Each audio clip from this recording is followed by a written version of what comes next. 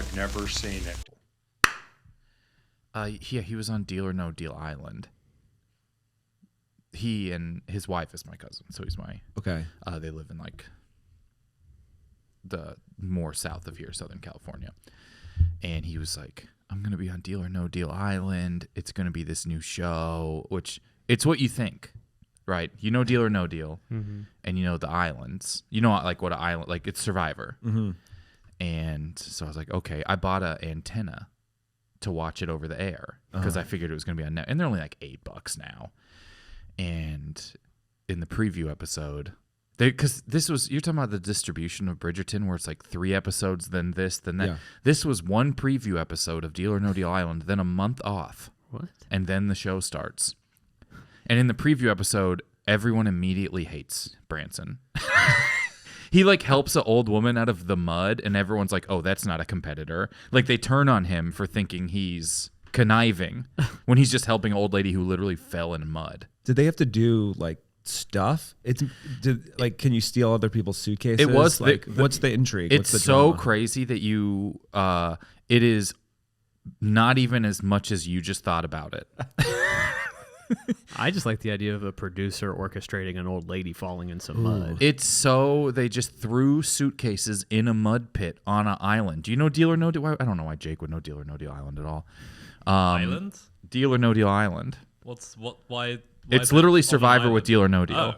And the first challenge was we threw this, like, that's like what AI would do for combine Deal or No Deal and Survivor, is throw the suitcases in a mud pit, and everyone had to run in the mud pit. And Branson was in, like, chinos and a button-up shirt, like, running through the mud. And then he helped an old woman out of the mud pit and all these. They have some people who have been on Survivor. So these are, like, now, like, I think people who are on reality shows tend to also go on other ones as, like, a little universe of people because they get fans. Yeah, you do the rounds. And some guy was on who was very famous for being a really good Survivor player, and he talked everyone into hating Branson because he's like, that guy, you can't trust someone who helps that. And it's like Branson pulling an old woman out of mud. And then I was like, all right, I'll watch the next episode. And then he was not posting a ton about it. And I was like, he's not really in the commercials. And he lost so fast. Oh, wow. Like, before anyone could possibly, it was almost like no one should have been voted off yet, and he had lost so quickly. I was hyping up that he would win. He's like a professional poker player. I was like, this feels like who would be good at.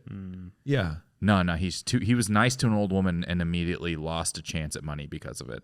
Is Howie Mandel involved at all? I think he's an executive producer, but like a hands-off. I don't know if the host is a Survivor guy or a TikTok guy or like someone. He seemed like someone people because I would go on Twitter and like type Branson's name in and be like, just see, and everyone's like, first, no one's talking about him. He lost so fast, like no one learned his name.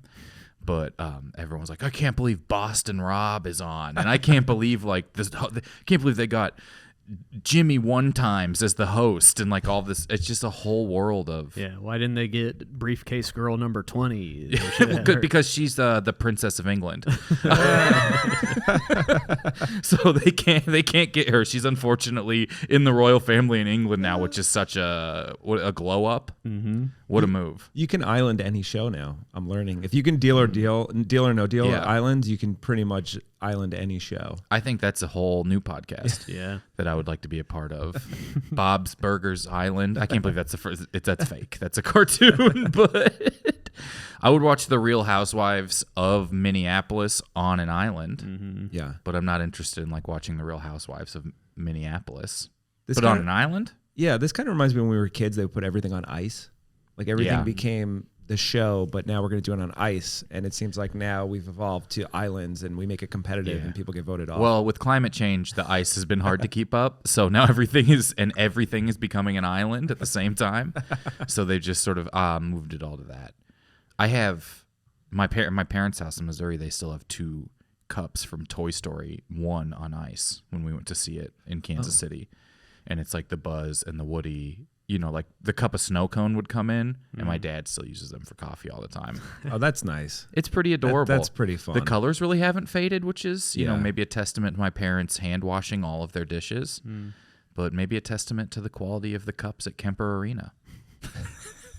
Are they anti-dishwasher or they just never have They one? just don't have one. Yeah. It's like it's an old house. They didn't don't find have out one. about it. It's fine. One time I was like, you can install dishwashers in already existing cabinet areas. And she goes, where will I put all the stuff in there? And I look in, it's like 68 Yetis they've got at garage sales. And I'm like, I don't know, the trash. They love like the reusable. They just buy them at thrift stores and garage sales and all the plastic ones that are like double insulated with like a University of Missouri logo in it and stuff. Did they cross over to hoarder territory or they just quirky? It's just not hoarder, I would say, but like right on. Actually, surprisingly, the older they've got, the more they have gotten rid of stuff, which feels like the opposite of a lot of people. But they'll just be like, we tossed a lot of your schoolwork out. we needed space in the cedar chest for nothing or a blanket. For instruction manuals. Yeah, for instruction manuals on they're like just hooking up their DVD player and stuff that they've had sitting around for a long time. I would watch Hoarder's Island. I think Yeah. that could make that show more palatable. Yeah, it might just be Survivor. Yeah, But you're they're right. they're hoarding what they can Supplies, and everything they right. have. Yeah. I would like if there was an island where they have hoarders and they're like, you're allowed to bring 10 of the thing you have most of. So it's not anything that's actually practical at all, but like you can bring 10 National Geographic magazines from the 70s. Anyways, why are we talking? Oh, Deal or No Deal Island. I try and remember how we got on talking about something. It makes me feel better about it. Yeah, your cousin Yeah, was on it. losing that game show. I mean, I think it might even still be on. He lost so long ago. I have no idea how long the show. Because I'm gonna keep watching. How do you win? Because Deal or No Deal was the suitcase, right? You got the suitcase, you make the deal. I you didn't don't. watch it further. So Yeah. how are there this many? So somebody has like the $1 million suitcase. He you don't lost so know? fast. I don't actually even know the crux of the show because I didn't keep watching it. They did a thing where they all had suitcases, and then depending on where yours was at, you could be safe. Or some of them Sure. had like a safe in it, like your what do they call immunity in Survivor, Yeah. but I don't know. He wasn't even on the show long enough for the conceit to be explained. He lost so fast. I think he was trying to start a people who lost a game show the day it started support group on like Instagram, which I thought was pretty funny, where he's just like tagging people who got kicked off of other reality shows immediately. There's something to it. Did you win money? No. And I everyone lost hated money. me. I bought this shirt. Yeah. I watched it because I was like, there's no way they turn on him actually for helping this old woman out of the mud. She got stuck in the mud. Everyone had to have a briefcase. Otherwise you lose. He helped her out of the mud, and then he went and grabbed a random briefcase for her. And nope, they spent a whole episode being like, that guy's doesn't know how the game is played. Wow. Maybe it's not for us. Anyways, Bridgerton. The show Bridgerton. Jeff, you're here. You've never seen Bridgerton at all. Never seen it. Explain. You said it's like existed around you. Yeah, my wife loves it. Yeah. Loves it. It's like, I think, the most popular TV show on Netflix. Yeah. So it's high up there. It's always on. They just came back for a new season, and they split it into 2 parts. They did 4 and 4, I believe. My wife was all over it. She just watched it last week, and that's why when I was coming on here, it was just in my head. I was like, super popular show. My wife loves it. Never watched it. I've seen it in the background a little bit if I'm on the computer, but I know nothing of what's actually going on in this world. Right. Like what you see in the background is nothing beyond like the preview that would play when you Yeah. launch. What It's fancy. It's a fancy show. I know this isn't related to Downton Abbey, right? No, I know it's- I had never heard this. I had heard this word, but I had never I didn't know if it was a movie or TV show, if it was on it feels like Netflix, where you're sort of like pulpy period piece. Pulpy period is an awful phrase in and of itself, but it feels like that. It's not Downton Abbey. It's not. There seems to always be some of these floating around, like sort of like British period pieces that are. Is it melodramatic? I think Downton Abbey is more like the servants and the rich people, like the haves and have-nots. I think this show is more just like rich people, and they're always having sex. Okay. And women like it because it's like it's a lot of sex, and the guys like say the fancy things to the ladies, and it's like I think that's the appeal of the show. I have a question. Jay, can I ask you a question about this British show? And you can be the resident. I've never watched Bridgerton. I figured you wouldn't. I mean, this is like if I watched The Patriot. None of us like Mel. What do people in England, how do they feel about these? Do these they're pulpy? They're huge. They're huge. Yeah. Okay. What about Downton Abbey? Is huge. Yeah. Sherlock is big, British. That's made there. Okay. I never know because what would be the equivalent of this in America? They don't really have old period piece. I think Blue Bloods. Blue Bloods, or like I was about to say friggin' Peaky Blinders, but that's England too, isn't it? Ireland. Peaky Blinders Island. It's Ireland. I thought you were saying Peaky Blinders Island. I mean, of course it's Ireland. I know Cillian Murphy probably would hate the distinction that I just confused right there.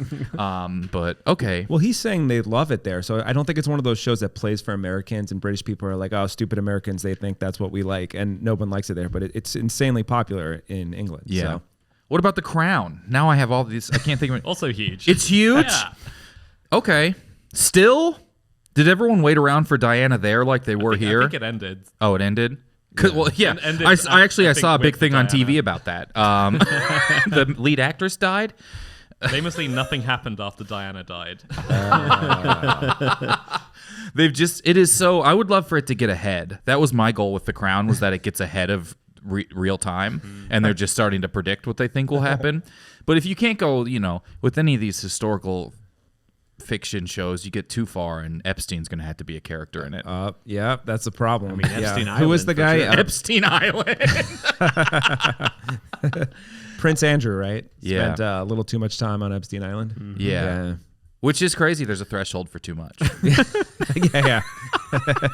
Very Everybody indulgent. gets one freebie. You go once, you're like, what is this? This eccentric millionaire is inviting me to his island. Yeah. And then after that, you should be out. You got to be on the plane like, does he turn people into animals? Like Dr. Moreau type of thing? Dr. And then Moreau. you get there and you're like, no, it's it's worse. But it's worse. You get one pass. I'm not going to not watch Rush Hour because Chris Tucker was on a log. I'll tell you, I couldn't do Never Seen It, the remake of the Island You've seen of Dr. that? Moreau. I saw it in the theater. Really? I was that hardcore about it. I went with my friend, and we're like, we have to go. The Val Kilmer, Marlon Yeah, Brando yeah. movie. It was terrible. Yeah, it was not great. I don't remember when I came across it. I think I rented it from a video store in the college town that I went to school at. And that's Just the thinking best, though. You're just like, oh, Brando? When you're saying video store, it wasn't like a Blockbuster. It's It like was 9th Street this- Video, and it's still open. Oh, wow. It actually has the independent ragtag cinema, which I say ragtag cinema, and whatever you picture is right. Yeah. You know what I mean? It's like we'll show the animation short film festival. Sure. Yeah. It's super cool. I remember renting it from there because I was in a film class and I was like, I gotta see everything. We watched like On the Waterfront. I'm like, time to go through Brando's everything. And then you're like, a lot of misses. Got very sloppy at the end. Yeah, he kind of looked like if I tried to draw Val Kilmer. Yeah. I think that's okay. Now I'm like obsessed with. I watched The Crown and stopped at some point. I don't know what it is about British accents. Why is everyone in Chernobyl British? No one ever explained that to me. It's a good question. I rewatched Chernobyl and they like gave them British accents. No one has an explanation for this. Yeah, no one does have an explanation. I think in history they were probably Russian. Is it a side effect of like the nuclear? It's just straight up like Soviet accent until they push the button that blows it up, and then they're all speaking with British accents. We don't know what happened here. It is so trusting though. The better the more British someone was in that show, the more I'm like, well, that guy's going to be a good guy by the end. And it was Putin. It was Putin. Yeah. So Bridgerton is, how far is in this? I just have so many. I'm fascinated by shows like this. I don't watch them. But the thing that becomes, to me in my head, it's a soap opera. 100%. It is a soap opera. Yeah, 100%. And it's an elevated soap opera that's not like on ABC at 2 p.m. But Right. it's still the nuts and bolts of what a soap opera is. But 100%. Us accepting these has been very good for television as far as like making it and popularity of things. Because it's sort of soap opera, I feel like used to kind of have it was like derogatory or lower bar, sort of like lower. But now I'm like, Succession is almost a soap opera. Yeah. It's like right on the edge of it. But when they sort of know what they're doing, this Bridgerton now to me feels like a show that kind of knows what it is and is in its wheelhouse swinging. And Yeah, I would say it changed probably 20 years ago when it became like acceptable for actors to do TV. Because remember, before in like the 80s, it was like, oh, you're doing TV. Well, I'm a film actor. It's like two types. Yeah, and then now, like, you know, when like prestige TV came around, like, you know, like late 90s, it kind of just changed the game. And then you can have this, whereas like, I don't know if this existed 20 years ago, it would have been probably just a soap opera and looked down on. Like just trash, like soap opera. Just on after the Price is Right type of thing. Just exactly 2 p.m. on CBS. You're just home with your grandma sick from school, and it's like Price is Right. Yeah. Bridgerton. Dr. Phil. But then maybe it could have been on for 90 seasons. Yes. That's what I mean. I think as the world turns and Days of Our Lives, these shows are like 50. You know what I always wanted to do? And I never did it. I always wanted to do fake British shows. Like, you know how there's always like, oh, the British version is better. Oh, yeah. I wanted to do like, oh, here's the Cheers of Britain, but it doesn't exist. Or like whatever. Like, here's Cheerio. the Pimp My Ride of British. Pimp My Ride. And it's like shows that don't exist. Pimp My Carriage. But pass them off as like, oh, this is the British version, but it's not. It's just they're what you putting made. a mini in your mini. Like, I would absolutely be obsessed with Pimp My Ride. Yeah. Like Manchester. There is Pimp Your Ride. What? Yeah. It was hosted by this guy Tim Westwood, who is Radio 1, who was Radio 1's top white hip hop DJ. That's so funny. This sounds like what you would have made it. Yeah. It's funny because this guy is such a weird character. It's so fun. His name is Exhibit, but it's just at the British Museum. It's just Tim another Westwood. stolen relic. Yeah, it was just shows like, what is a show that wouldn't exist? And I'm wrong, obviously, in England, and pass that off and just shoot it like, oh no, this is the British version of, because obviously you're gonna have Friends and you're gonna have those basic shows, but like Pimp My Ride. But I stand corrected. They just put the steering wheel on the other side and they have some fun. Yeah, the steering? We put the steering wheel back on this side. Is Succession a remake? I know House of Cards was a remake. Well, Succession was created by a British Oh my god! I was just gonna say that. Fuck out! No. Well, then maybe it wasn't. But I know House of Cards was a remake of a British show. Where it's like there's a different amount of cards over there because of the conversion rate. I think they play with right now. It's like 41 to our 52 in their deck. Well, okay. There's so many. Okay. Well, let's do this script and then we can just talk about British television more. You know what's I used to watch. We can't do it. Top Gear. Oh yeah. I one time when I was really sick in college got into Top Gear and binged all of it that I could, just stealing it off of the internet because there wasn't streaming or anything at that point. And when it was its best thing, I'm like, I don't even care about cars. Yeah. And I'm just like, this is the greatest show I've ever seen in my life. And it was so funny. And so I saw him drive a Mini Cooper through a grocery store. They were racing who could drive a Mini Cooper through a grocery store the fastest. And no point was I like, this is a waste of a lot of groceries. That's how charming these guys were. They were just destroying a grocery store. And I was like, this is the greatest thing. Because who doesn't want to know who can drive a Mini Cooper the fastest through a grocery store? Did you think about that at the time, or is that you now as an adult looking back being like, this is pretty impractical? And At the time, I thought it was awesome. Yeah. Now I'm like, it's impractical, and I still wish it was on. I didn't feel like it was wasteful at all because the joy I got was worth more than like 16 pyramided papayas. Yeah. Or whatever they'd set up, because they set the stuff up kind of to get bumped. And Yeah, of course. They wanted it. What was it wearing? The products. What were was it asking for it to get bumped? Just the way it dressed. I remember that one episode of Top Gear where they built two double-decker cars where the bottom car was one person controlling the pedals and the top car was one person controlling the wheel. And they raced against the German Top Gear that built the same car and got their asses kicked. Because the Germans are like, we can work together, obviously. Yeah. We've been able to, like, historically, you guys have, the Germans have at least agreed on a goal, unfortunately. Yeah. And they destroyed it, and the English guys were just fighting the entire time about how to, and it was a stick. Oh. And so they were just fighting the whole time, and the Germans were just working like one person. I'm like, this is beautiful. I love this show. And then the Americans made it, and I tried to watch it. I'm like, this feels too The Germans know what they're fast. doing. You've been on a high-speed German train. Mm-mm. It's efficient, runs runs properly. Like those things, they know what they're doing. It's not even what shows up when you Google German trains. You have to scroll a little bit to find the ones they still sell tickets for. It's on Google page 2, so just go to the second page. You can Bing it. Yeah. Let's do this script here about Bridgerton. And I got a Bridgerton game I want to play as well. Great. So you've seen a little bit of it in the background. Pass it along. Is there anything else you want to preface? No, we can. So we're gonna split characters. Yeah. And there's a few characters. There's 2 main guys, the heartthrobs, and then there's 3 women, and that's kind of more or less what you need to know. So, yeah. Yeah, you can cast it up however you like. All right, I'll be Lord Barrington. Great. I'll be the heartthrob. Do you want to play the Duke? Sure. Okay. And then there's women. Okay.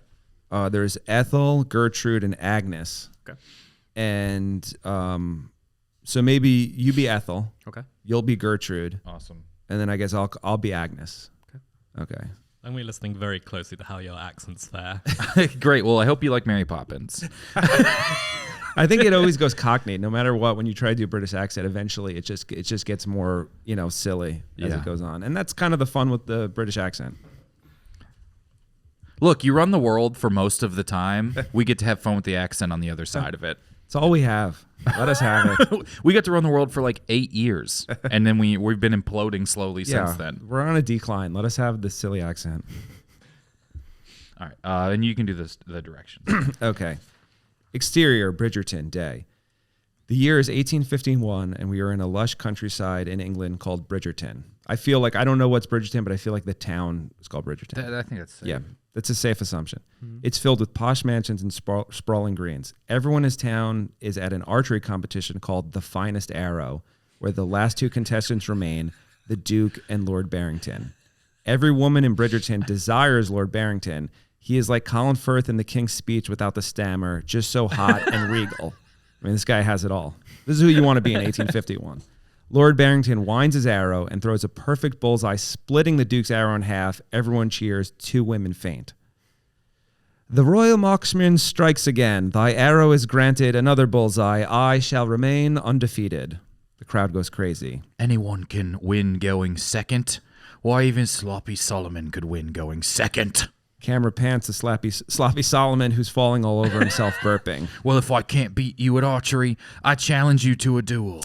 No time for that, you wild boar. My attention has moved to which milady I shall take to the ball. Ah, yes, the most important question of our time. Which milady will be taken to the ball? Who do you have thy peepers on? It will all be revealed in dual time, my old chap. Let's just say she's new to Bridgerton and has the healthy bosoms of a rotund angel. Sounds like a great class and smash. Sometimes you are like the Great Famine. You act poor and I have no interest in you. Interior, Bridgerton Manor, day. Ethel and Gertrude are dressed in fancy traditional 1800s garb. They are fanning themselves while eating cucumber sandwiches. Have you heard about the new dame that has just arrived to Bridgerton? She's from the Bridgerton family. Why, no, I haven't. She is quite stunning and will definitely have the attention of Lord Barrington.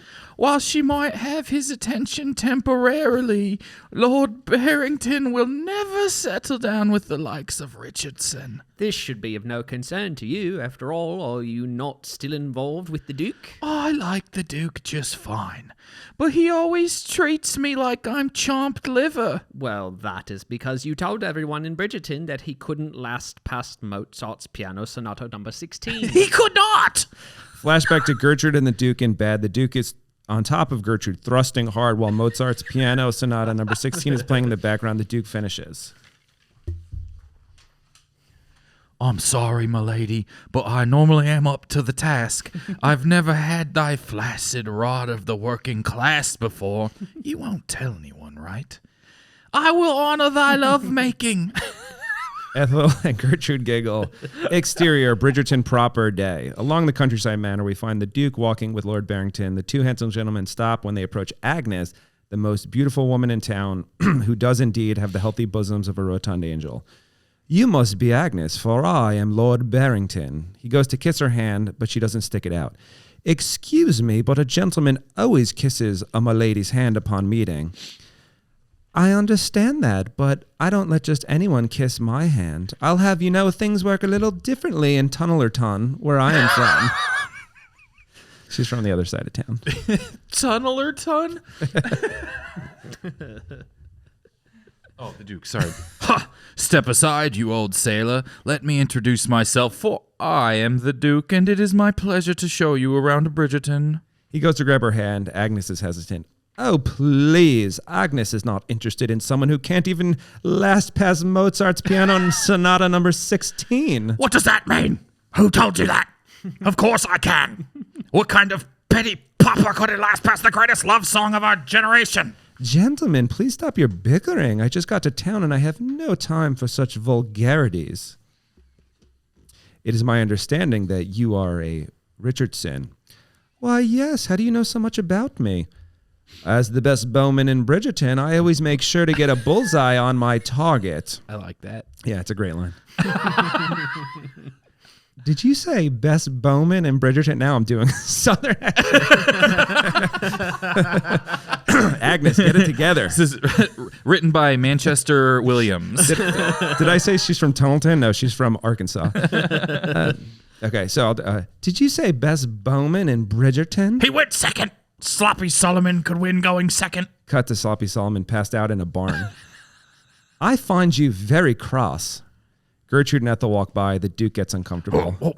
Sadly, I must bid you both adieu. I say good day. The Duke scampers away. Did the Duke leave because of my presence? No. How could anyone not be charmed by you, sweet Gertrude? He takes her hand, kisses it ever so slightly. So, looks like you two are getting acquainted. Yes, Lord Barrington was telling me about his hand and his hard and firm arrows. I was. Yes, I was. Apparently the best archer in town. They give each other a look, cut to Lord Barrington and Agnes having sex. Welcome to Bridgerton. Now let me fondle thy breasts. He rips open her shirt to expose her breast. The Duke is staring in the window and he pounds his fist in the air in disgust. Lord Barrington would not get away with this. I don't know why he's turning into someone else, but I shall put mud on the back of his pantaloons and tell everyone he soiled them like an impoverished servant. It is the perfect crime. Almost too good. Camera pants to reveal Sloppy Solomon is next to him. That is a bad plan, even for you. Shut up, you drunk peasant. That's it. Yep. That's... You guys can't hear this, but Jake's crying. I think I nailed Bridgerton. I think that's what the show is. No one needs to watch it. That's pretty much what you're going to get. Yeah. You get the sex, you get the high end and the low end, you get, the intrigue, the Duke versus Lord Barrington. You got it all. It's a great show. I think you nailed it. I think the quips, I think those are definitely in there. I think they're really into those zingers and stuff like that. All right, we're going to take a quick break, come back and talk about Bridgerton a little bit. All right, we're back. I think it's perfect. Yeah. I'm not going to watch Bridgerton, certainly now. Yeah, I feel all caught up. Yeah. I do think it's got to be tons of those love triangle, inner circling, everyone's too proper to say what they... Like, if anyone said how they actually feel, the show would wrap, sort of things. Mm-hmm. Yeah. Is this... I don't know if it's based on... Is this based on anything real? I don't know, probably not. Just based on rich people in the 1800s living in like mansions and just all just like, again, there has to be a love triangle. Yeah. Because if it's a show for women, you have to have guys that want to have sex with the women, not just have sex, but like take them to the ball and like, oh my lady, and like say the right thing. Has to happen. Also, you got to last past Mozart's Piano Sonata number 16. I mean, you gotta. The Duke and his flaccid rod of the working class, like that's just not gonna cut it. The flaccid rod of the working class is like the worst Dungeons and Dragons item possible. This actually does -2 to your stamina. I think that was perfect. Yeah. I loved it. I want to do a game here real quick involving Bridgerton because, I mean, I'm sorry, Shar, I just assumed you hadn't seen it, so I developed a game based on you also having not seen it. Yeah. So we're going to play a game called Trivia about a show where if you'd seen the show, you'd probably do better on the trivia, but I'm going to try and have you answer anyways. So how this is going to work is, Daniel, you're going to go upstairs briefly, and then I'm going to ask Jeff 10 questions about Bridgerton. You'll answer them, then you'll come back down and answer them. We'll see who gets closest to any of them. Okay. So sort of specific plot questions, information about the show where having seen it would make more sense. All right. I'll give you when we're ready. Is he going in the soundproof booth? Just behind the door. Okay, this is 10 questions about Bridgerton. We're seeing Bridgerton would probably help you. Just if you don't know the answer whatever you think it probably is, and we'll see who gets closest, all right? Question 1. Who's the author of the book series upon which the show Bridgerton is based? Mike Bridgerton. Sir Michael Bridgerton. Question 2. What is the name of the eldest Bridgerton daughter? The eldest Bridgerton daughter? Yeah. I think it's Gertrude. I think I got that right. Question 3. Finish this famous Bridgerton line. A diamond is precious precisely because it is. A diamond is precious because it lasts forever. Yeah. Question 3. What is the name of the gossip columnist who reveals the scandals of London's high society in the show? They have a gossip columnist? I went down a rabbit hole when I found out this question and started looking into this person. It's an absurd name for a gossip columnist. It's not like Dear Abby. It's like... it is basically that, or more like a TMZ. Like, Dear Gossipworth. Dear Chattersworth, one of those. That's so funny. Is that like the narrative of the show? I think it like might be Gossip Girl. Like, I don't know if that's like a framing structure to the show or if they're just sort of a peripheral character. Question 5. What family is considered the main rival of the Bridgertons, which we find out is the name of the family, in London's social scene? The Morriseys. He hated the at Queen. The time, progressive. He hated all that. So the Morrissey family really had a problem with the monarchy. It's crazy. They were all employed as smiths, and now finish this famous Bridgerton line. After passion cools and fate intervenes, who else is a woman left with but blank? Who else is a woman left with? Sir Charles Hemingworth. Yeah. That's a good one. What color is predominantly associated with the Bridgerton family throughout the series? Red. Which event marks the beginning of social seasons in London as depicted in Bridgerton? Oh, I think it's the archery competition, the finest arrow. That's the start of the season. What is the name of the Bridgerton family matriarch? The name of the British matriarch. So I'll go with Agnes. I'm just going to pull from my script because I think I nailed it. Which character famously declares, "I burn for you" in a memorable scene from the series? This is the stuff. This is why women like this. Imagine saying that to your wife or your girlfriend. "I burn for you." She would not like it, but they like this stuff in theory. Watching it. But if I said to my wife like, "Oh, I burn for you," she would be like, call a doctor or a she'd be psychiatrist. Like, this is terrible. So what character said this? Yeah. I'll go with Sir. No, let's go Lord Dansworth. Lord Dansworth. I like the pivot from Sir to Lord. Sir, Lord. I don't want to get it wrong. I want to make sure. We'll get Shar down here real quick and see who can do better here. This is like what I picture the horn sounding like in Bridgerton. Dun, dun, dun, dun. I'm sure there's horses involved and archery. Do you know if there was archery in the show with your research or no? I didn't see any archery, but I don't know either way for sure. Croquet, maybe. We had a croquet set growing up. Oh, yeah. I did, too. It was so fun. I did, too, man. I don't think we use it too much, and then we had a small backyard, but I had a croquet set where you put the thing in the ground and you'd hit it. Yeah, we very rarely used it, but we had it. We have sort of like a park behind my parents' yard that so it was some hilly space, and we would play it up there every once in a while, and it's... I think it's supposed to be on flat land, it's supposed to be sort of a slow... I'm just basing it off Alice in Wonderland, the only professional croquet I've ever seen. But on the hills, it was so fun. It and like bocce are so easy and fun. We had bocce too. Yeah. That's a real Italian Oh my gosh! Throw the thing at the thing. Yeah. What is it called? Do you remember? I don't. Is it called like a roll? What is it called? A roly? A roly poly. You're describing the people who invented bocce. Yeah. What is it? What is it called? A pola? What is it called? There's something. We'll look it up. I can look it up before we get to this. Shar, think about all the knowledge you know about Bridgerton. Got it locked and loaded. Yeah, you're going to do great.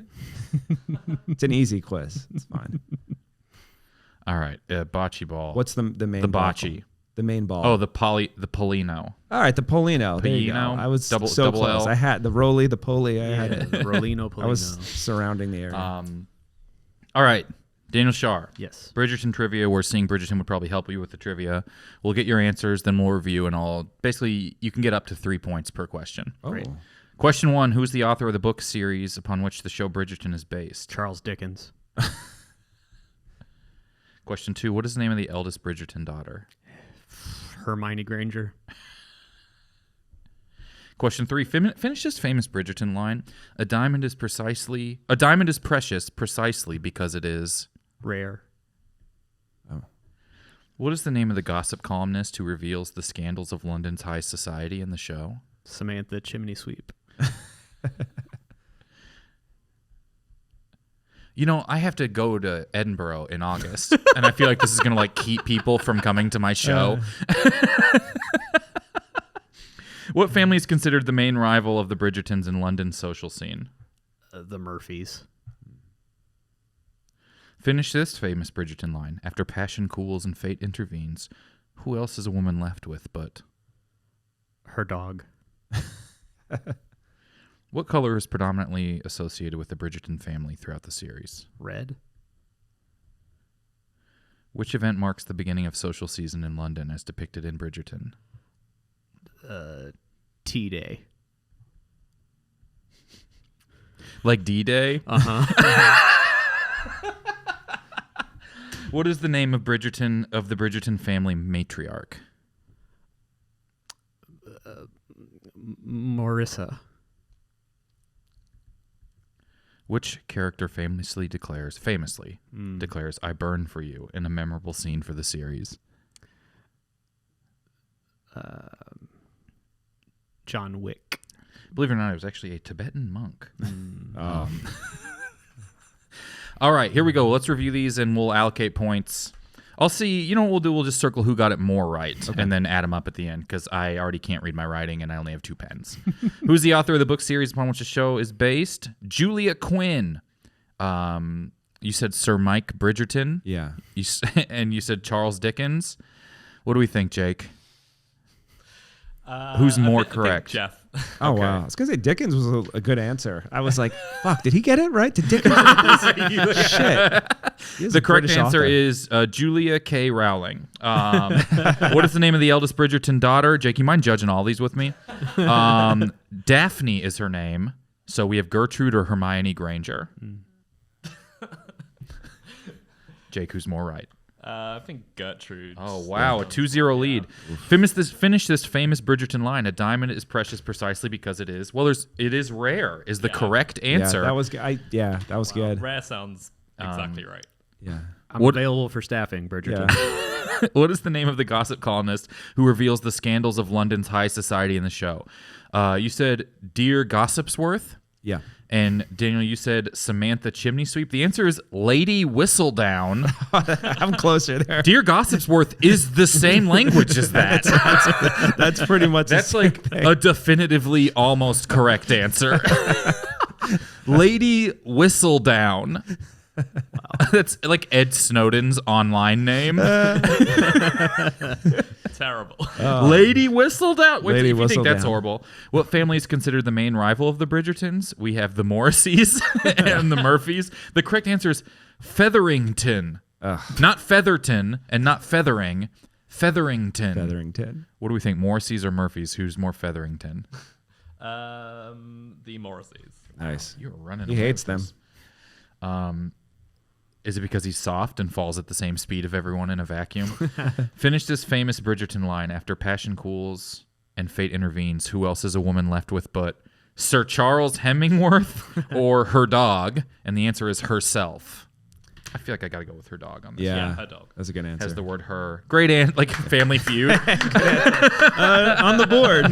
It was 20 people at a mall said that. What color is predominantly associated with Bridgerton family throughout the series? You both said red. The answer is blue, so we'll go no one there. Come on. Which event marks the beginning of social season in London? It is the Queen's Ball. I'm going to give this one to T-Day instead of the archery competition. Yeah, I like T-Day. T-Day. They're Sounds right. storming Works on so many levels. It does. So many levels.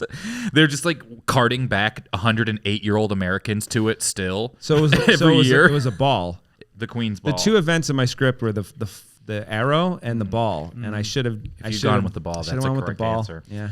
All right, going into it is 1, 2, 3, 4 to 3. You are still winning, Jeff. Okay. This is worth 11 points if you win this. Okay. The name of the Bridgerton family matriarch, Agnes and Marissa were the 2 answers. Violet is the correct answer. Judges? Now he's drunk with power. Say Violet. Wow. Tie. Violet's the correct answer. Is it Wait, what was the Agnes or Marissa? Like, that's one more point for the writers of Bridgerton, who are winning this by a mile. Let's say Marissa. Yeah. It's all tied up going into the last question. Who would have thought this could happen with 10? Which character famously declares, "I burn for you" in a memorable scene from the series? Simon Bassett, which her dog would have been the correct answer to this one. So what is more correct? Lord Dansworth or John Wick? Lord Dansworth. I'm circling Lord Dansworth. Yeah. Jeff, you're the winner of trivia about If you Bridgerton. did we're Sir John Wick, you would have had that. Yeah. 5-4 in a 10-question quiz, which is a crazy result to have, but there we are. What is the gossip lady again? What's her name? I'm texting my wife. Oh, are you as soon as I talking get out of about here. Featherington? Featherington. No, Lady Whistledown. I'm gonna be like, I just learned about Lady Whistledown. How come you never told me about Lady Whistledown? If you told me I would have watched the show. Yeah, that's an incredible. I wanted to do a game called "Is this a character from Bridgerton or a real person in the royal family right now?" Yeah. But the names are like Whistledown, and I'm Yeah. like, well, we probably would do pretty good on this. It also sounds like one of those like made up sex positions, Yeah. like sex acts, like a Cleveland steamer, a lady Whistledown. The Lady Whistledown. It's crazy. It just goes right through her front two teeth. All right, we're gonna take one last break, and we got another game, and we're out of here. You never did the Lady Whistledown? Not Bro, yet. you haven't lived. That's like a dance they make middle school kids go to still. That's super outdated. Instead of like the sock hop, Yeah. they do the Lady Whistledown. The Lady Whistledown. The Sadie Hawkins, the girl has to whistle at you though. That's the catch. In America, they call it the Lady Heckle, the Lady Cat Calls. I thought you were doing Yakov Smirnoff Yeah. for a second. In Soviet America, Yeah, get your Lady Whistledown videos up. I wish Yakov would have been in Chernobyl, just with a British accent. He now just has that theater in Branson, in Missouri. And it's a huge theater with a giant bust of his own face on the side, called like the Yakov Theater. Yeah, He's still around? I think he kind of just regularly does that and still tours occasionally. I know a few people who've opened for and written for him and are like, he's the kindest. Oh, that's nice. He very much knows who he is and what he's doing. He does the old Yakov thing, but then also does like new jokes about living in the Ozarks, which I'm sure crushed there. yeah. And I've known a few people who work with him in various ways, and they're like, pays you good for what you're doing, super kind, is not above being Yakov. Yeah. Which is like very refreshing and nice because you could see some people push back against that sort of thing. Yeah. But that's it's. I'm not the cable Yeah. guy anymore, you guys. I do political humor now. I'm Lawrence. I'm not the cable guy. I go by Yako. It's completely different. I do political takes. I don't do that. I'm actually just sponsored by Smirnoff. This is why was it? Yakov Smirnoff would have been an incredible ad campaign. Yeah. That would have confused our parents. Okay. I keep thinking about there was something. What was something here I really wanted to come back to, and I couldn't remember what it was. Shit. I was like, I need to get back to something from this. I'm never gonna remember. It's never gonna be what it was. T-Day made me think of the. I can't stop thinking about like the British baking show. Yeah. Have you guys People watched love that. People love Yeah. that. I've never watched it, but people love that. I think people find it like relaxing and calming. It's really, really calming. Yeah. I don't know. Do you have the same experience of finding it calming? I'm sorry, I keep referring to him to this British. Wow. He's the expert. But Yeah, like I do. I think you it's like do. because it's people just being very nice. They and all support work to each together other. It's like in very, every episode. yeah. It's very different from American cooking shows because American ones it's very competitive. They're and, called like everyone's, like, Cutthroat one- yeah, Kitchen and Chopped Yeah. and like My lose. 600-pound life. We got into Top Chef during the pandemic. I never watched it before, but then we were watching it, and like you want to talk about competitive, like Padma. I would watch it. I'm like, she has such Dom vibes. The way she comes in, she wears like leather, and she's Yeah. like bossing everyone around. And I'm like, I get like the appeal to this, but that's like the American like cutthroat of like you have to impress this Yeah. like bossy lady with your cooking, and if not, she's gonna axe you. At the end of the Great British Baking Show or the Great British Bake Off, whatever they call, they call it different. It's their Chamber of Secrets change for Americans to understand it better. Or what's a Sorcerer's Stone? I don't need to get a Harry Potter reference right to feel better about myself. at the end of every season, everyone just comes back with their families and is hanging out for like a picnic. And someone wins, and then it doesn't really matter. Like someone wins, but then everyone's like, it was just nice to make friends. And then, but the American ones, they're literally like, we make a cake that looks like you and stab it if you lose. It's so competitive and kind of like angry. Yeah. It's so winning based. The Great British Bake Off is just so calm. And there was one season of it where someone got sick, and so they just let them stay home, and then they didn't kick anyone off. And that's happened a few times. They're like, Eric couldn't be here because he's busy, like on the show. Yeah. So this week no one loses. And then they just let Eric come back. And you're just like, this is wild. You just like so everyone just cooked for fun that week. Yeah. That's a show where you could help an old lady out of the mud. Mm-hmm. Yeah, they do all the time. Yeah. They're always helping each other. I love in the show in particular, because they do like Simon Cowell really created the archetype of like a judge, and now shows have sort of the Simon and a good cop, bad cop kind of thing. And they have this with a guy named Paul Hollywood, which is sort of their Simon Cowell. I call it like Simon Scowl is like what this guy is like. He's strict, but if you get a handshake from him, then it like means the world type of thing. He's very, he's a withholding father. And he will always come out and tell them, he's like, we're looking for simple. You have to make like 12 cookies. I want them all to be uniform. But we're looking for basic and traditional. And then everyone will nod their heads. And then it'll cut to someone and they're like, I'm going to remake the Eiffel Tower, and I'm going to have functioning lights in it. And then they just fucking fail. And you're like, this is insane that you heard. He's like, I want 12 cookies. And they're like, I'm going to make the International Space Station with a functioning radio out of ginger. And then they fail. And he's like, well, I wish you. And then someone else will make 12 cookies and win. Yeah. It's so wild. But every time there's someone who's like, I heard what he said, but what I want to do is recreate the most insane thing you've ever. I want to make the whole British Museum, but with every single thing in it. And then it obviously goes bad because it's hot out, and they make them cook outside. Oh my god! Where it's like 100 degrees, and they're like trying to set ice cream and stuff. It just melts. It all melts. It's so weird. I would love a cooking show that's like, make the thing you like most on no time limit and let me know. Yeah. Oh, 100%. Just like, here's cereal, but look, it's got a twist on it. It's in the shape of, the Empire State Building. Yeah. Here you go. I built it up. It's deconstructed. Congratulations. Yeah, I would love that. I put the guys on the beam, eating lunch and everything. Yeah, the guys on the beam. And it's just all edible. It's like the cake shows. Where it's just, there's so many cake shows now. Yeah. And it's like, it's just a sugar product, and it's just like, I think this is my particular baking. I really like baking. Yeah. My baking thing is no fondant. That's the cake thing, right? That's the fondant. Like that basically looks like it's like cake cheating is how I think of it. I think you can have a little bit to do things like it's like what they just coat it and it's just that matte. But those shows, because I'm not a baker, it's all fondant, right? That's how you get the like texture. It's like the cake sometimes is so small inside such a thick amount of like decor. Yeah. I like simple and effective stuff.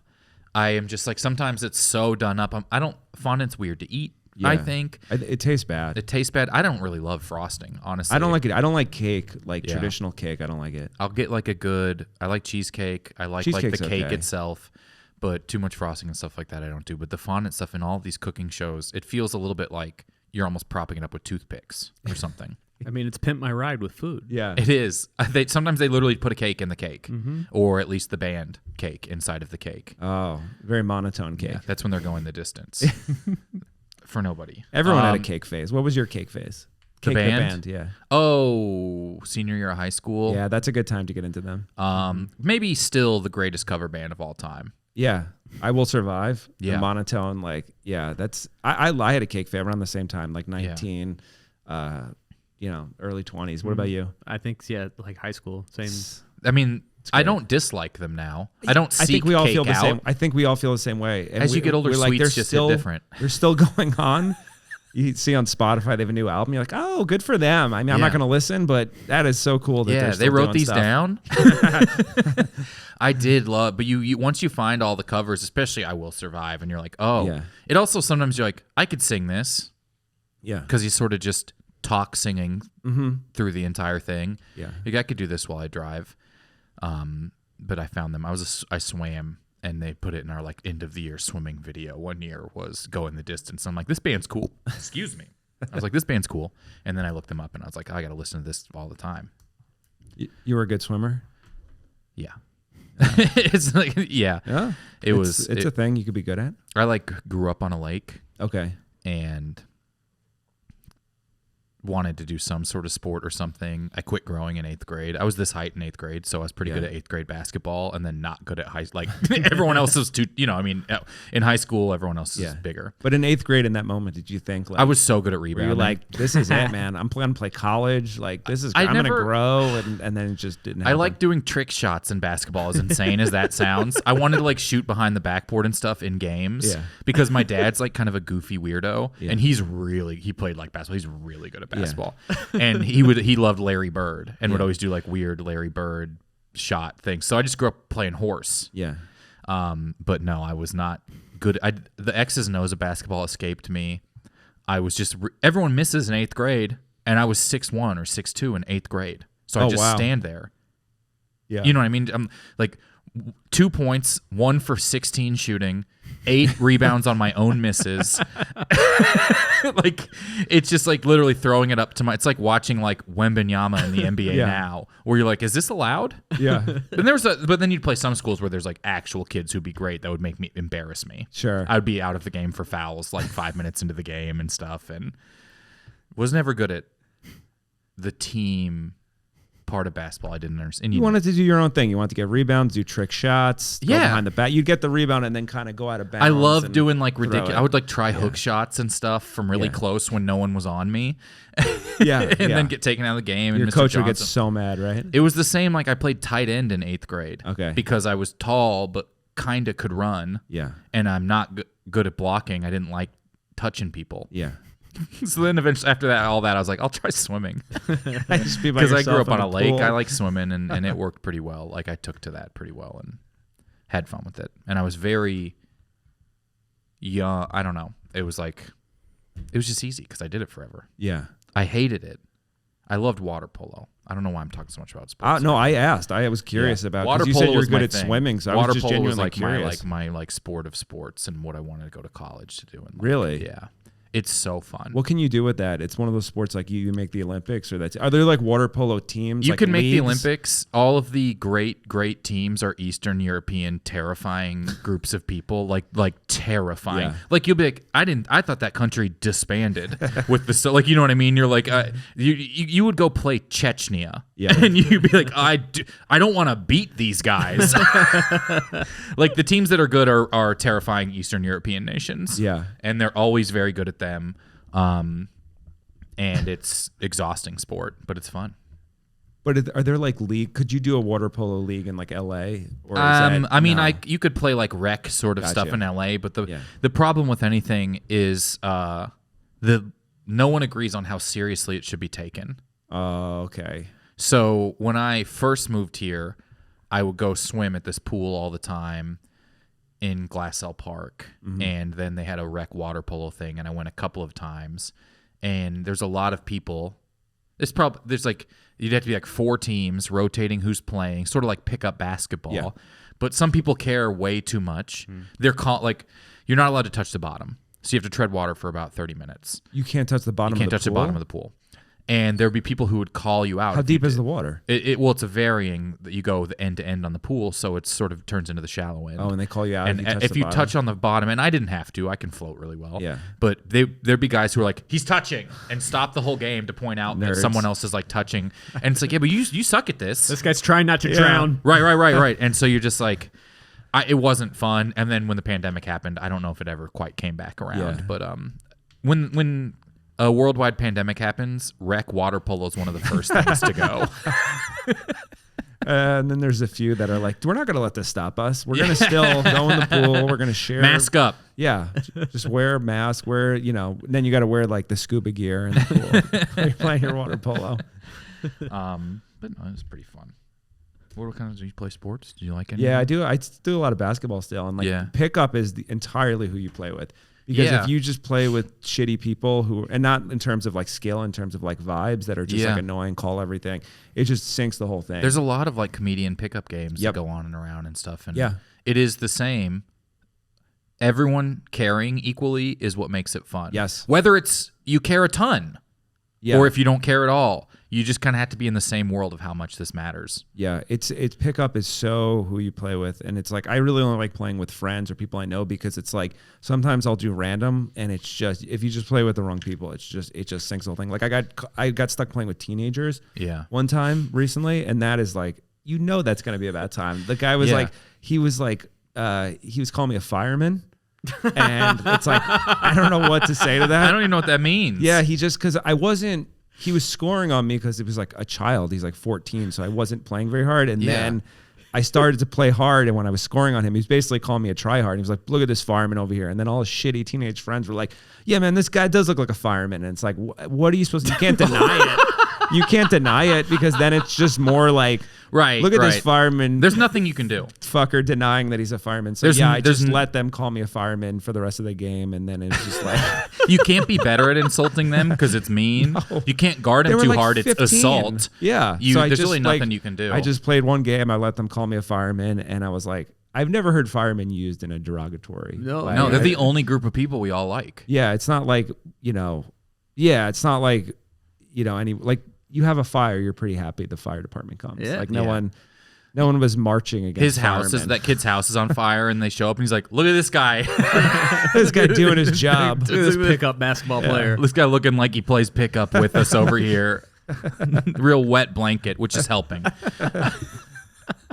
Yeah, I've had some. I like pickup especially. There's always people at pickup basketball games like that guy came alone with his ball. Mm-hmm. Is either going to be the coolest or like the actual literal nightmare. Is he making a YouTube video or something? There's so much of that too now. Like I'm in a rec league too, and then like sometimes I see them like set their camera down, and I was like, you don't need this. You don't need this. Like you don't have to upload this. You don't need this footage. But then if you say something, you're going to be in their compilation. I can't. Yeah, I never say anything because of that. I don't want to be the guy at the water polo who is like, your feet are touching the ground. So I never say anything, but I always think it. I'm like, you guys don't need to film this. There's a lot of not a lot, but there's a few people at the water polo thing who I would say in the pickup game would call 12 fouls in an hour. I think you're allowed to call one foul per weekend. just one. Like I think if you call like 3 or 4 and everyone's not sort of like mad at that guy fouling you're being a little too ticky tacky with it. But it's also the vibe of it. Are there a lot of fouls called? Like what's the vibe? Like if no one's really calling fouls, you just it's never good if it's never a good vibe if everyone's at the free throw line. But I've played with guys who are like the best guy and they're calling like travels and others, and you're like, you make this so unfun. Yeah, we get it. You get it, dude. You guys. If we bought this ball at Big 5, you can't call. You can't be debating the Euro step. I got this ball at Ralph's, so please just let it go. I got it in the back. I had to ask for assistance. It was just in the bin of pumpkins. Okay, I want to do one quick game here, and then we're gonna get out. This game is called Build the Perfect Movie. How this game works is I'm going to give you a category. Okay. You're competing against one another. You're each going to have to pick 2. It's currently 11-0. This game's worth 3 points. Okay, I'm calling a foul right now. You'll have to pick 2 movies from that category whose Rotten Tomatoes score add up to as close to 100 as possible without going over. You can't Price is Right it. No Price is Right. Price is Right rules do apply. Like I said, you're not allowed to go over. Yeah. The category we're going to do, let me think. Let's do this. We're going to do a weird category for this one. The category is movies you don't like. Oh, okay. So I'll believe you. Yeah. So you each pick your first one. I'll give you the scores so you can adjust accordingly and then pick the second one if that makes sense. Okay. So you got to pick 2 movies you don't like whose Rotten Tomatoes score add up to as close to 100 as possible without going over. Critics score. Jeff, since you're winning so handedly today, you'll pick first. Your first. Okay, so it's going to be any movie I don't like that exists in the world. Yeah. Okay. Did I have to see it or? Yeah.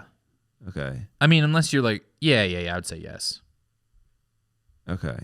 Oh God, this is like what's your favorite band? You just get put on the spot. It's the simplest question. You're like, Right. Name a movie you didn't like, and you're like, what? But if I'm like, what's your favorite dessert band? You're like, cake. You know what I mean? You need a little bit of specificity, but it's hard when it's this a movie vague. I didn't care for.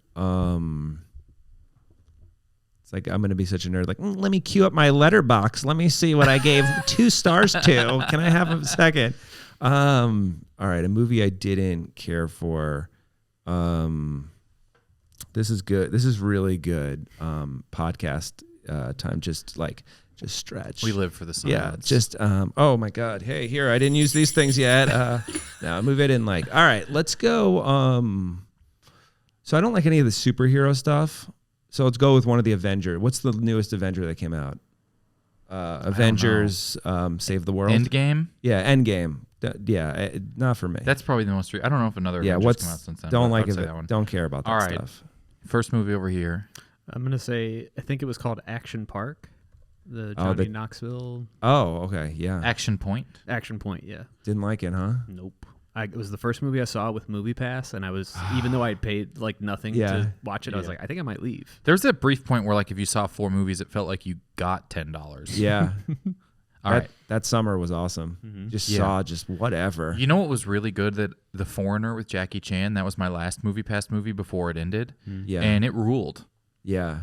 And I remember thinking that. And I saw that Taron Killam Arnold Schwarzenegger movie was pretty fun. Yeah. That all these. It felt like weirder movies were also coming out because they weren't just. Anyways, here we go. Avengers Endgame Probably really high. is a 94%. Jesus Christ. So now you need a movie you don't like that is 6 or less. Action Point is a 16%. So we're looking for a movie you don't like that is an 84 or less.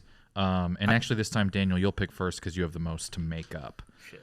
So Jeff, you can brainstorm a movie that's 6% or 6%. less on Rotten Tomatoes. God.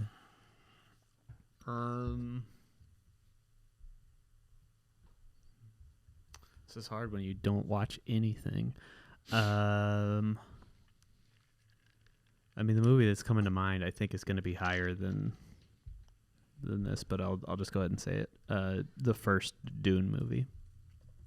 Okay. Typed in "duh Dune" for some reason.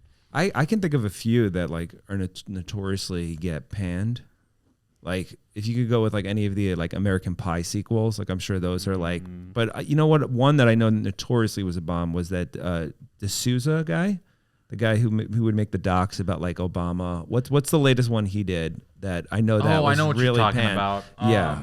200 600 Mules, the one about the election. Can I do a doc?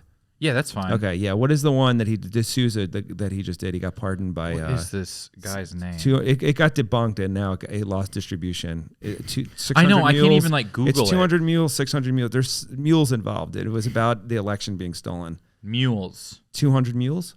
200 mules. We just need the number on the 2,000 mules. mules. We go to because I know that movie critically did not do well. 2,000 mules. There we go. Yeah. 524,600 mules. I will tell you this: it's a 100% audience score. Are we going by audience or No, we're not. critics? But I'm just letting Okay. you know that. Yeah, well, those are the people that are like, we're going to stick it to the critics. I mean, that sounds rigged to me. I don't know.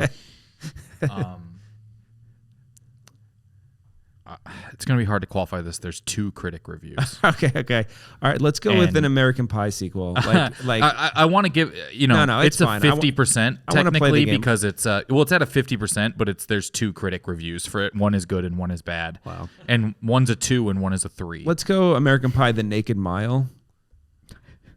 That's I think like American Pie like 7. Yeah. Let's American go Pie with- presents The Naked Mile. Oh, they're just presenting it. It's right. like a premium blend. In the fact that Sean William Scott was allowed. Here we go. Avengers Endgame is a 94%. American Pie presents The Naked Mile 0. Wow. That's a straight 0. Damn. So that's a 94%. Wow. Very good. This is going to be closer than the experts think. Here we go. Action Point is a 16%. Dune, 83%. That's a 99. Holy. Oh my God. This is probably the closest successful round of this game in history. Nice. But no, it looks like Dune Action Point beats out American Pie Wow. presents Avengers Endgame. Wow, that's impressive. 99.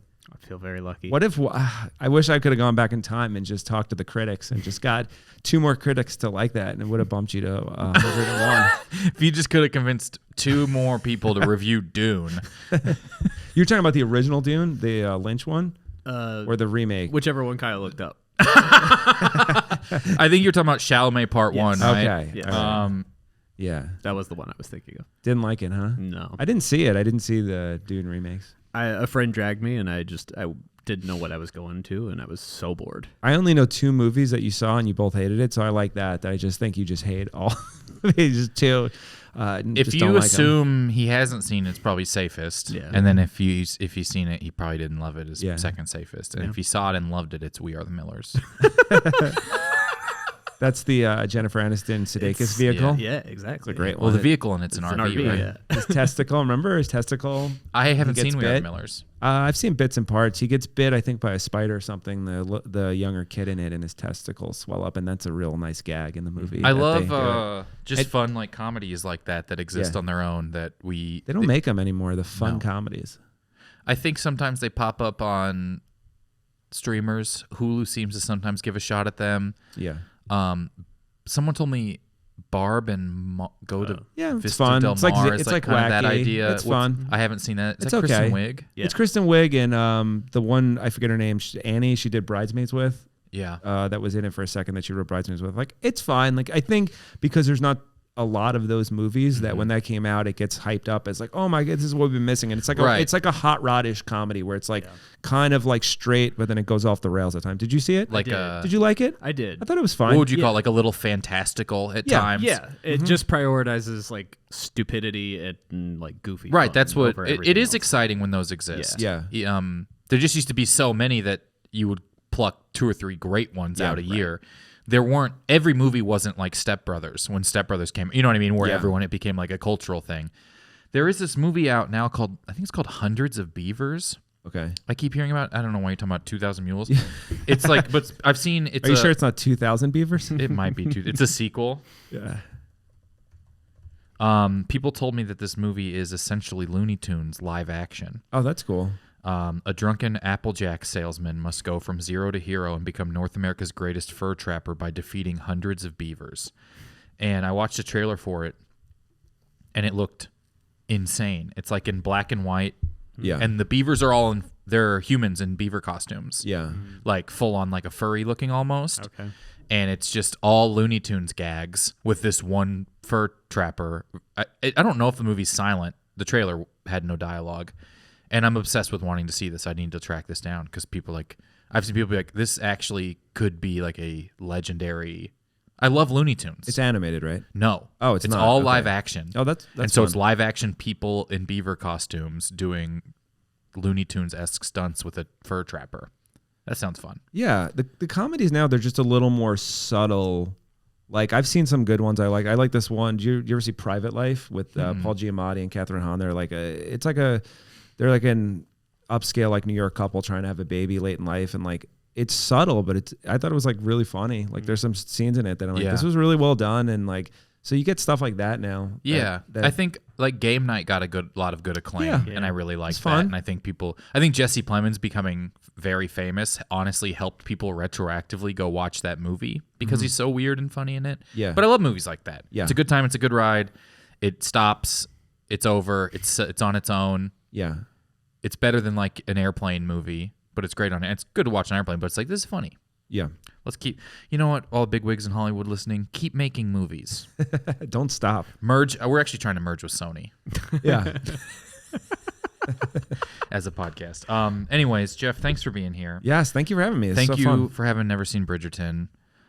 Please let everyone know where to find you and anything that you'd like for them to check out. Yeah, sure. I just put out a special last week. It can be seen on Amazon Video, Apple, Tubi, all the streamers, all of them, except Netflix, but all of them. So it's on there. It's called Jeff Cerulli Live at the Bomb Shelter. And you can find anything on my website, jeffcerulli.com. So please, go right now. Great. Go this second. Yeah. I want a sequels only streaming service called To Be Continued. No, not happy about that. Shar, is there anything you want to tell people about here? Yeah, if you're hearing this or seeing this before July 7th, come to Lyric Hyperion at 7:30 p.m. for my new solo show, Near Sex for Work. Outside of that date, just danielshar.com. Awesome. Thank you, everybody, so much for listening. I hope you have a wonderful day.